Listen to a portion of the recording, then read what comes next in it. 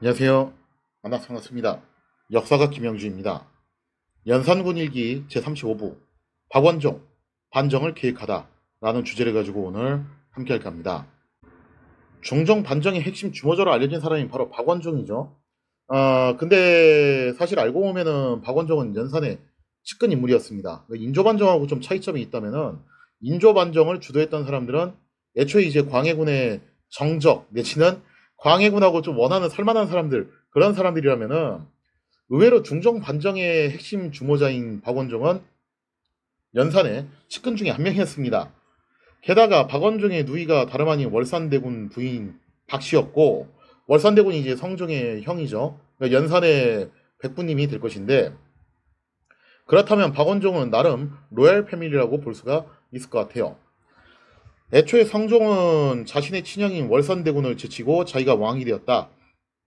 사실 뭐 그게 이제 한 명의 덕분이라고 볼 수 있는데, 근데 어쨌든 자기가 왕이 이렇게 된 거에 대해서 나름 좀 이제 미안한 마음을 갖고는 있었던 것 같아요. 그리고 또 형인 월산대군이 정말 처신을 잘했던 왕족으로 정평이 나 있었잖아요.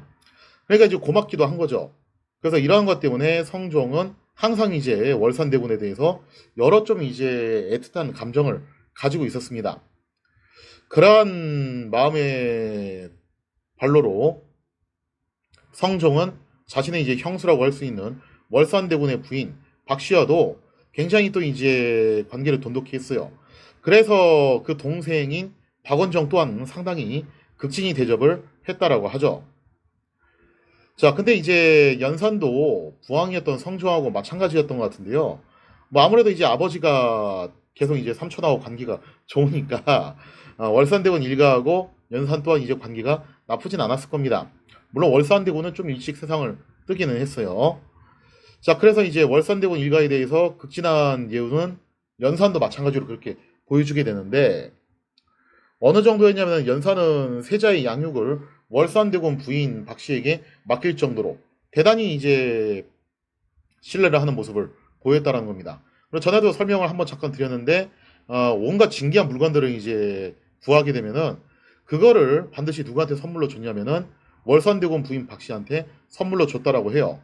그러니까 연산은 뭐 이제 아버지 때부터 그렇게 관계가 좋았고 자기 입장에서도 고모에 해당되는 분이고 그러니까 내가 이렇게 예우를 하는 것이 당연한 거 아니냐 라고 뭐 그렇게 말을 할 수 있겠죠. 아무튼간에 이제 그리고 여기에 덩달아서 박원정도 역시 성종의 뒤를 이어서 연산대까지 계속 이제 총애를 자연스럽게 얻을 수가 있었습니다.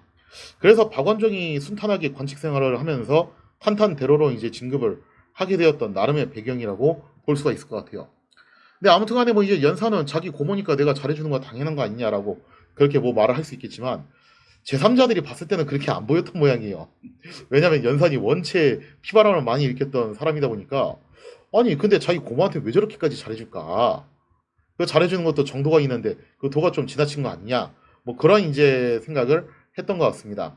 그러니까 연산이 월산대군 부인 박씨에 대한 예우가 너무 지나치니까 이게 또 여러 가지 뒷소문들을 만들어내기 시작을 해요. 그 중종실록에 있는 박원종의 졸기에 따르면은 이런 말이 나와 있습니다. 월산대군 부인 박씨가 연산과 관계를 가졌다는 거예요.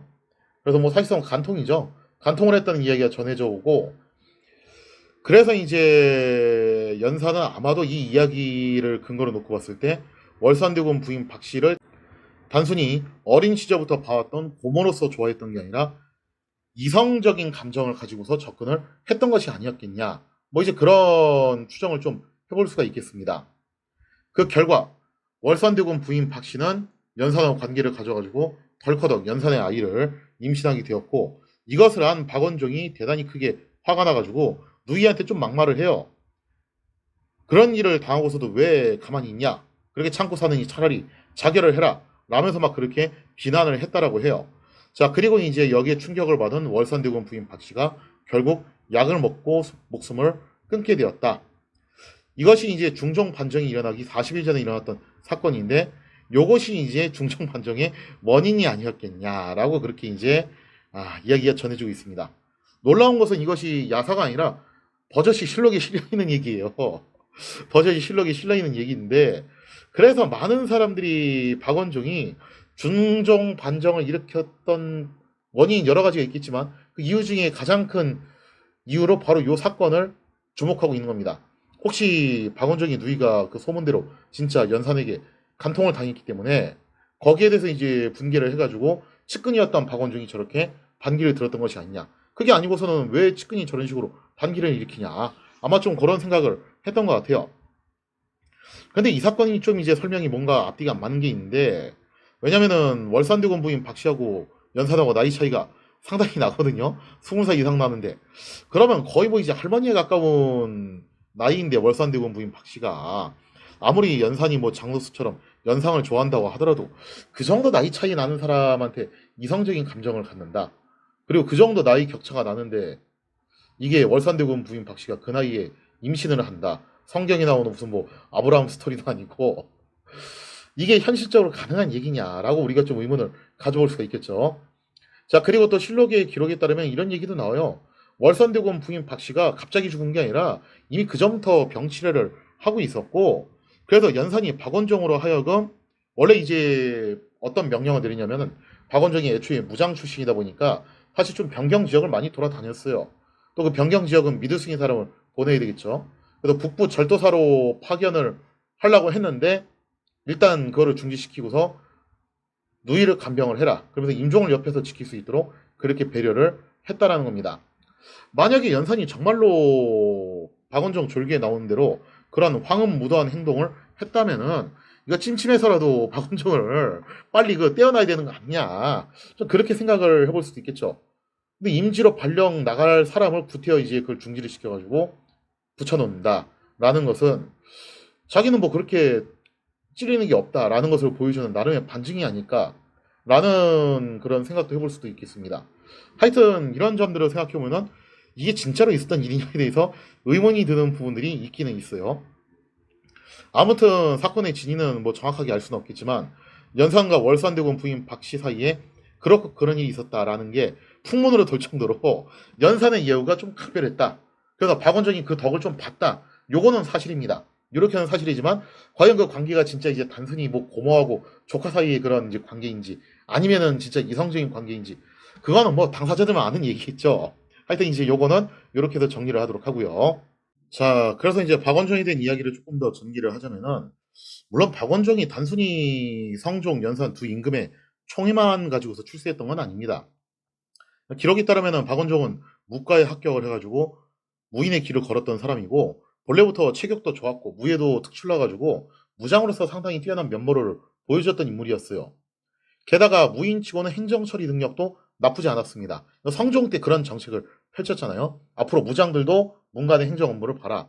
그렇게 해서 이제 좀 무장들 처우를 개선해주겠다고 이제 했던 건데 오히려 그게 이제 무장들 입장에선 대단히 이제 괴로운 일이 돼버렸죠. 갑자기 안 하던 그 행정 처리를 하려다 보니까. 근데 그랬던 무장들 중에서 박원종이 이제 행정 처리 능력이 나름 괜찮았던 인물이었습니다. 이처럼 박원종은 본인의 능력에 왕의 총애까지 더해지게 되면서 출세 가도를 달릴 수가 있었던 거죠. 그러니까 능력 없이 그냥 연출만 가지고 된 건 아니고 분명히 나름의 능력도 가지고 있는 인물이었다라고 볼 수 있겠습니다. 흥미로운 것은 연산의 총애를 받으면서 딱히 부족한 것 없이 지내는 것처럼 보였던 박원종이지만 내심 아마 연산의 통치에 대해서 불만을 갖고는 있었던 것 같아요. 그러니까 이제 그런 근거를 좀 놓고 보자면요. 박원종이 갑자사화 이후에 놀랍게도 연산에게 그래도 정면으로 이의를 제기했던 뭐 대드는 정도까지는 아니었지만 좀 이의를 제기를 했던 거의 유일한 인물이었습니다. 그 정도로 이제 분위기가 살벌했던 시기였는데 이때 당시 나름대로 이의를 제기했던 인물이었어요. 당시 박원종이 경기 관찰서를 재직하던 시절이었습니다. 그때 박원종이 금표 범위가 너무 지나치게 넓다. 그래서 조금만 축소해 주시면 안 되겠냐라고 하소연을 한번 해요. 건의를 하는데 연산이 이걸 가지고 좀 이제 불편한 심기를 보이기는 했지만 그래도 박원종의 건의를 일부분 받아들입니다. 다는 아니지만. 그래서 그러면은 박원종이 건의한 중에서 요 지역은 허용을 해주겠다. 이런 식으로 이제 나름 타협책을 제시를 해줬다라는 거예요. 갑자사 이후에 연산이 어떤 행동을 했는가를 놓고 보면 이건 정말 파격적인 행동이라고 볼 수 있죠. 그래도 이런 일들이 있었어요. 연산이 여느 때처럼 이제 사냥을 나가려고 했는데 또 그 타이밍이 뭐였냐면은 명에서 사신이 오기로 예정돼 있는 그런 상황이었습니다. 그래서 박원종이 또 여기서 이제 죽는 소리를 하는 거죠. 지금 전학해서 사냥을 나가시는데 전하 에스코트하고 명의사식 에스코트하고 그 두 가지 동시에 하기 힘들다. 사신이 오는데 좀 전학해서 일단 맞이할 준비를 하셔야 되는 거 아닙니까? 라면서 그렇게 이제 좀 돌려서 말을 했어요. 이걸 갖다가 돌려 이제 건의를 한 거죠. 여기에 대해서 이제 연선은 이런 말을 해요. 야, 사신 온다고 내가 그러면 사냥을 하지 말아야 돼? 하면서 대단히 이제 대차게 그렇게 이제 발언을 합니다. 그러면서 이제 두 가지 그냥 동시에 진행해. 그래도 되잖아. 뭐가 문제야? 하면서 그렇게 역정을 내기는 했어요. 그리고 실제로 이 일로 인해서 살짝 심기가 불편해졌는지 박원종을 두고서 이제 이런 말을 좀 남기긴 했습니다. 앞에 있던 관찰사들은 금표 문제 가지고서도 별말 안 하고 또 이런 에스코트 문제 가지고서도 별말 안 하는데 아니 왜 박원종은 뭐 이런 거 있을 때마다 자꾸 나한테 이러쿵저러쿵 하냐? 이거는 옳지 못한 일이다. 라는 굉장히 이제 쎄한 말을 남깁니다. 사실 갑자사와 이후에 연산에게 이런 불평을 들은 신하들이 어떤 꼴을 당했는지는 다들 잘 아실 겁니다. 대부분 다 이제 비참하고 참혹한 말로를 걷게 되었죠. 하지만 연산은 박원종의 행동에 대해서 불평은 좀 하기는 했어요. 쟤 왜 이렇게 말이 많어? 이런 식으로 불평은 했지만 딱히 처벌은 하지 않았습니다. 오히려 박원종의 처우를 좋게 해주는 등 끊임없이 그에게 총애하는 모습을 보여줬다라는 거예요. 자, 어쨌든 뭐 이제 연산이 불평하는 말을 하기는 했지만 크게 화는 내지 않고 넘어갔으니까 그럼 된 거 아니냐라고 생각할 수 있는데 이거 부하들 입장에서는 그게 절대 안 그래요. 이게 인류 역사 쭉 돌이켜 보면은 윗사람이 별 생각 없이 한마디 던진 게 밑에 사람 입장에서는 절대 그게 아니거든요. 이게 나중에 반란이나 암살이나 이런 걸로 연결되는 경우가 정말 비일비재하게 발생을 합니다. 특히 술 먹고 그냥 별 생각 없이 한마디 내뱉은 거. 그 말 한마디 듣고서 이제 부하들 입장에서는 이게 진담처럼 들리는 거죠. 공민왕 때 제가 한번 그 얘기 했었잖아요. 그죠?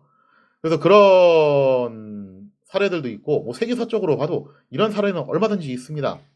아무튼 간에 이제 박원종 입장에서는 지금 자기 처지가 위태로워진 거 아니냐라는 그런 걱정을 안 할 수가 없게 된다는 거죠. 그도 그럴 법한 게 요즘에 연산의 심기를 불편하게 해가지고 살아남은 신하가 어디에 있냐 이거죠.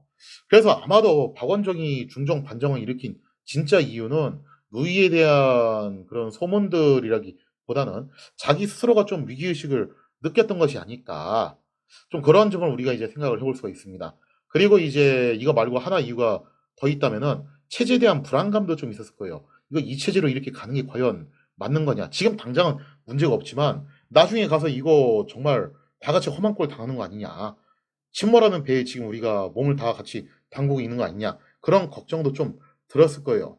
과연 당시 이제 박원종이 느꼈던 이 체제에 대한 불안감은 무엇이었나? 거기에 대한 이야기를 다음 시간에 이어서 계속하도록 하겠습니다.